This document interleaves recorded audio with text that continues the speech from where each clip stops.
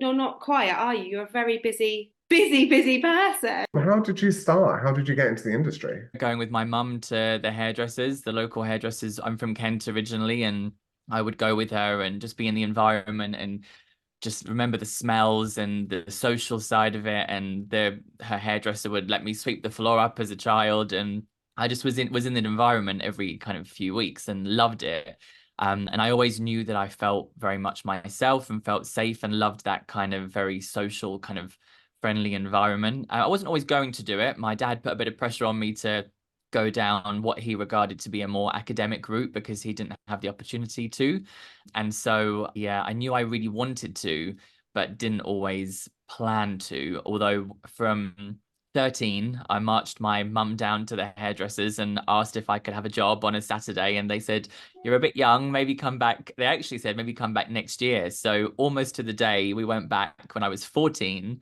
And they did, I mean, this was what, 17, 18 years ago now. And they did let me start working when I was 14 on Saturdays as a, Saturday boy, shampooing and cleaning up. It was only when I turned, would I've been about 16. So when you can technically leave school, all I wanted to do was go and leave and work full time in that hairdressers.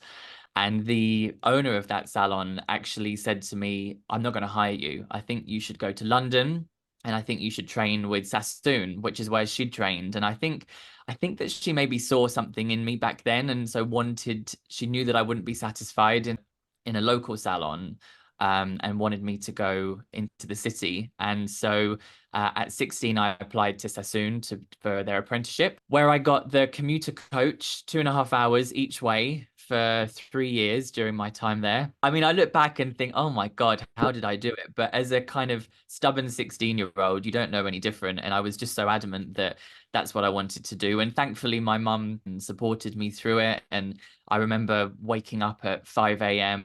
and getting the commuter coach in the freezing cold, waiting outside for it to arrive in my little town. Because obviously, on apprenticeship wage back then, I couldn't afford to get the train. And then I would be home at 9 o'clock every night. And that was it. That was just my life on repeat. And very quickly, as I'd had a head start. So doing hair in that local salon, they'd taught me a lot of things unofficially. Like I could apply toners and glosses. I could do very, very haircuts. I'd sort of taught myself how to put foils in at a very junior level. And my color director at Sassoon really mentored me back then. And he used to give me tubes of color to take home when I told him what I was going to be doing on my friend's hair at the weekend. And so for many years, I was working 7 days a week, 5 days commuting to London, and 2 days I was just obsessed with hair. My friends would bring their friends and then their parents, and then their parents would recommend their friends. And I sort of set up a little salon situation from my bedroom at home in my family home. By time I finished my apprenticeship, I had effectively 2 days worth of a fully booked column in Kent, where I just was obsessively doing clients for the entire of my 2 days off. So I was always a bit unsatisfied with the idea of having to pick cut or color, because for me it's always been the total look coming together.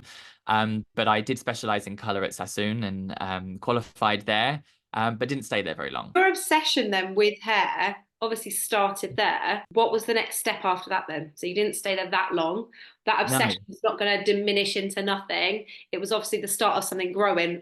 What was the next step for you after that? I just become less and less satisfied by doing color and then having to pass that client over to someone else to do the haircut and to do the styling. And it just didn't feel like it fit my vision. And I don't believe there's a right or wrong. I think some people are really comfortable and really excel in a specialty. For me personally, it's always been about bringing everything together.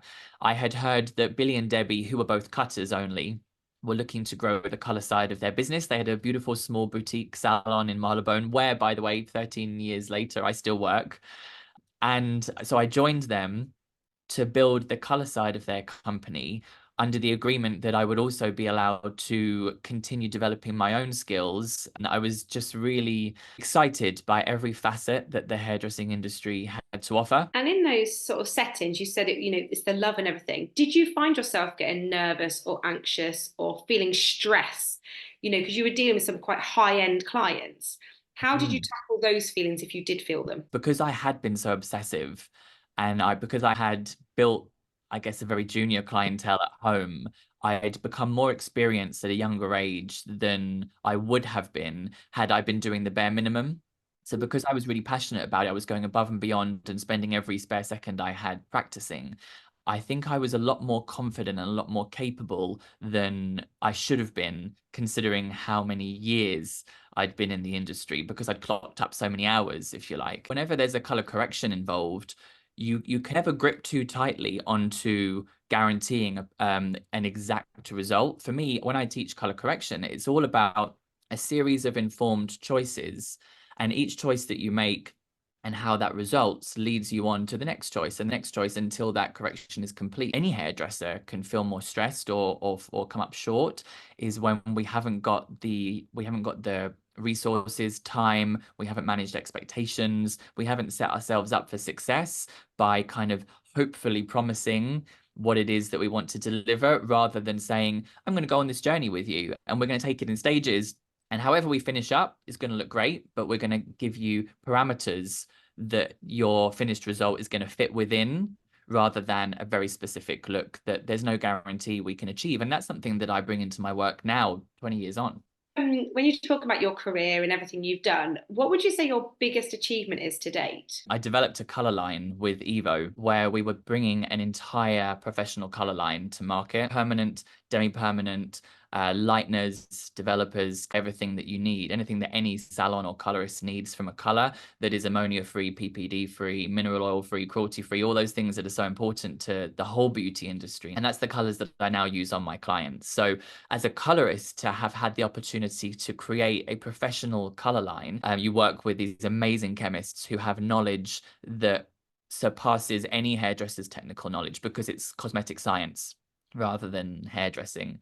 And so to have had the opportunity to work with them on creating the colors that I actually use on my clients felt like and feels like a once in a career's opportunity. And the colors perform so well. You can so tell from the range that it's been made by hairdressers, and that hairdressers and colorists have had a part to play in the creation of it. And the feedback that we get, and a big part of my job now is going out and teaching educators how to teach the use of those colors using techniques and theory. And that's an incredibly proud achievement to have done that, and to then get to see it from the lab right up to the result on my client's hair. Do you get to help with like formulating colors, like going, actually, I want that to be redder, and can we add more vibrancy? Exactly, yeah. Rather than it being led by men in suits in a boardroom deciding what they think the industry wants. It was made by people that were deeply in love with the industry and wanted to bring something that performed as well as anything else in the industry, but also contained fewer of the chemicals and ingredients that people don't want to work with. I've always been incredibly excited by innovation of any kind, even outside of the hairdressing industry. Like now with my trend forecasting work, I've done a lot of research into how trends come to life. And so I've learned about different categories of people in the world, different categories of consumers. And right at the top, you have the innovators, who are the ones that are driving things forwards and making change. And then you have the early adopters. You have the people that take it on after things have been around for a bit. They're a bit untrusting, but they're pretty keen. And then at the end of the spectrum, you have the ones who are stuck in their ways and really don't like change and want to grip really tightly onto how things have always been. I definitely regard myself as an early adopter of new ideas, and I'm very open to changing my mind about anything. And I want to bring in new exciting things. I was one of the first hairdressers in the UK to work with Olaplex. I was so obsessed by science. I was very aware that that was going to be a big pivotal moment. Tested that for a while and then became part of the team that launched Olaplex in the UK right at the beginning. I always knew that I wanted to be at the forefront of innovation, and I wanted to be involved with the new and exciting things that were happening so that I could continue delivering the best possible service to my clients. But also I really felt connected to the future.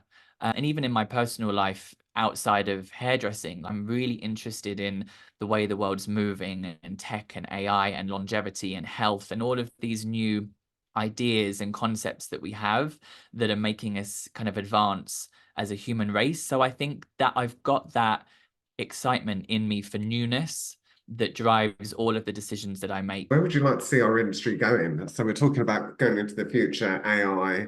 Everyone keeps saying hairdressers are never going to be replaced, which I guess maybe they never will, but they might be. So where do you see the future in hairdressing going? It's a big one, because I think the world is changing more rapidly than ever. And each year the rate at which things change increases.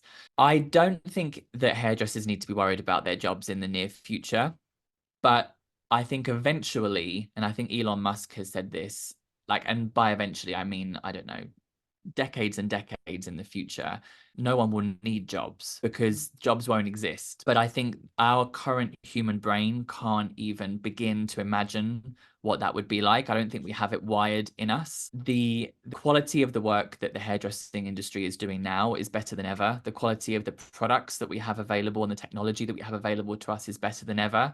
And I think we all have a responsibility to remain at the forefront of innovation and be open to new ideas and try new things. I think that our jobs as hairdressers are going to be made easier and easier when it comes to working on clients because of science and innovation, whether that's from something that mixes your color for you, or maybe that's maybe I think the first changes that we'll see in tech will be something that washes their hair for us. The parts of the job that most hairdressers love the most will be the longest to stick around. And I think it will just be a streamlining of the client experience and making our job easier by using the new tech and resources that we have. You know, the world is changing, the world is advancing, and we have no choice in the matter. So we must choose to be inspired and excited by it. Life will be set up in our favor. It will just look differently to how it looks now.